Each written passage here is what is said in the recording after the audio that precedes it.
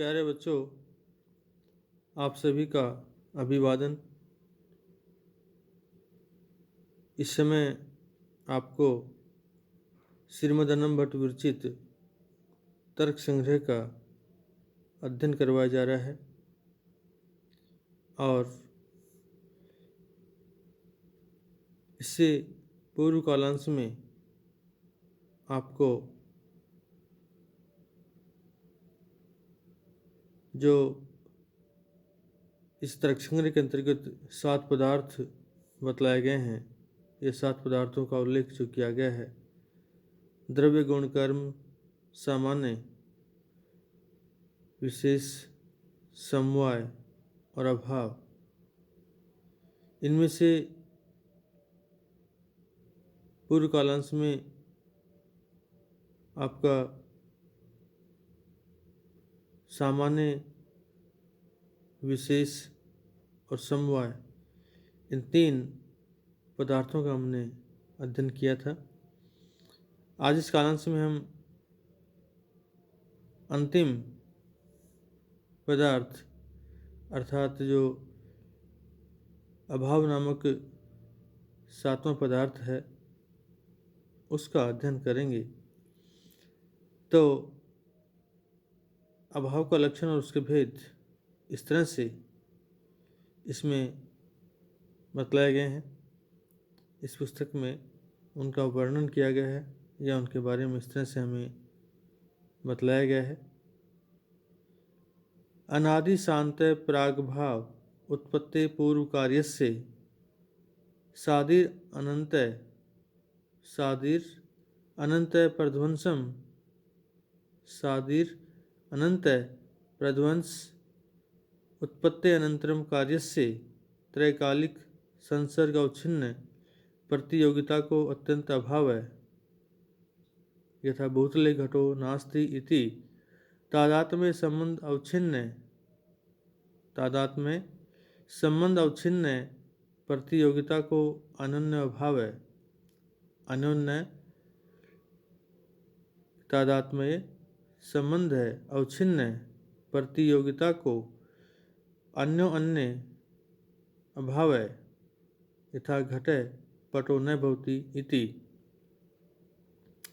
इस तरह से ये इस गद्यांश के अंतर्गत, गद्य भाग के अंतर्गत अभाव के भेद जो हैं वो आपको बतलाए हैं। श्रीमद् भट्ट ने अपने तर्क संग्रह के अंतर्गत 7वें पदार्थ अभाव का लक्षण न करके इन्हें उसका लक्षण नहीं किया है, केवल 4 भेदों का ही लक्षण किया है।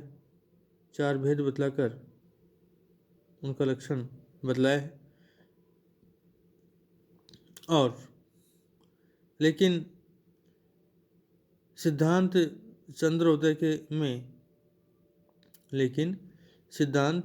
चंद्रोदय में अभाव का लक्षण इस रूप में किया गया है। श्री कृष्ण धुर्जटी द्वारा सिद्धांत चंद्रोदय नामक इस पुस्तक में अभाव का लक्षण जिस रूप में किया गया है कि प्रतियोगिता नहीं, कि प्रतियोगी ज्ञान अधीन है, ज्ञान विषयत्वम व अभावत्वम। प्रतियोगी ज्ञान अधीन, ज्ञान विषयत्वम व अभावत्वम, अर्थात जिस वस्तु का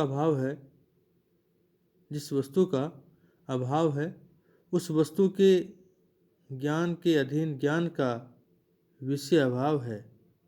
इस वस्तु का अभाव है, उस वस्तु के ज्ञान के अधीन जो ज्ञान है उस ज्ञान का विषय अभाव है। जैसे घड़ा नहीं है, कहने से घड़े के समान ज्ञान के अधीन उसके अस्तित्व निषेध के ज्ञान का विषय घड़े का अभाव है। अर्थात किसी वस्तु का अभाव या किसी वस्तु में अन्य वस्तु का अभाव उन वस्तुओं के ज्ञान के अधीन होता है। तो इस तरह से श्री कृष्ण दुर्जटी ने सिद्धांत चंद्रोदय के अंतर्गत अभाव का जो लक्षण है इस रूप में किया है। श्रीमद् अन्नम भट्ट ने अभाव के 4 प्रकार बतलाए हैं आपके: प्राग भाव, प्रध्वंस भाव, अत्यंत अभाव और अन्योन्य अभाव। तो इस तरह से कि अनादि शांत प्रागभाव उत्पत्ति पूर्व कार्यस्य, अनादि आदि से अन रहित, अन प्लस आदि कि आदि से अन रहित, शांत और स प्लस अंत और अंत से स युक्त प्रागभाव, प्राग प्लस अभाव कि जिसका प्राग पहले से ही पूर्व से ही अभाव होता है, और वो प्रागभाव कार्य से उत्पत्ति पूर्व, कार्य की उत्पत्ति से पूर्व पहले होता है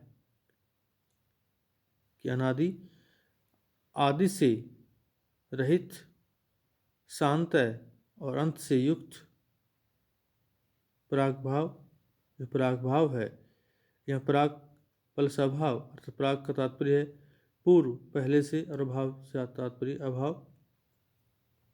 तो जो प्रागभाव है वह कार्य से कार्य की उत्पत्ति से पूर्व पहले ही होता है, यानी जो कार्य की उत्पत्ति होती है और उससे पहले जो अभाव होता है वह आपका प्राग भाव कहलाता है। सादिर अनंत प्रध्वंस उत्पत्ति अनंतरम कार्य से, और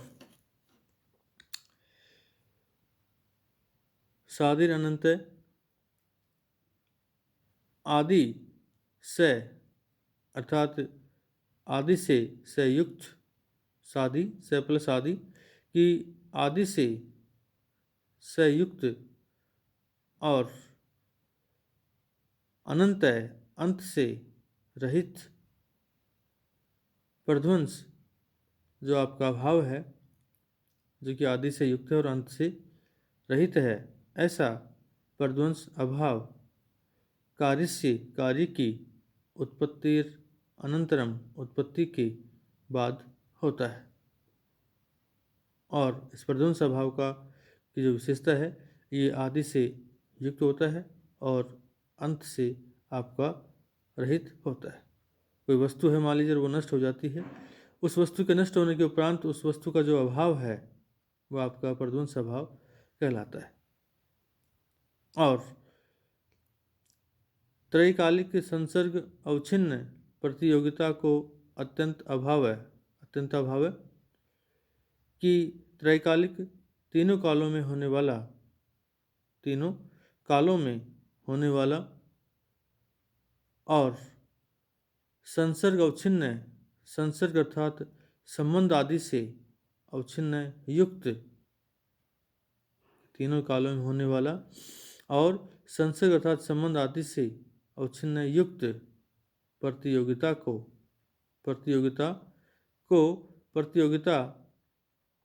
अर्थात प्रतियोगिता वाला अर्थात अभावता वाला अत्यंत अभाव है, आपका अत्यंत अभाव होता है। और जैसे यथा जिस प्रकार भूतले घटो नास्ति, भूतले इस भूतल पर अर्थात पृथ्वी पर घटो नास्ति घड़ा नहीं है इति, इस प्रकार यह जो आपका भाव है ये अत्यंत अभाव है। और तादात्म्य संबंध अवच्छिन्न प्रतियोगिता को अन्य अभाव है। तादात्म्य संबंध से अवच्छिन्न युक्त, तादात्म्य संबंध से अवच्छिन्न युक्त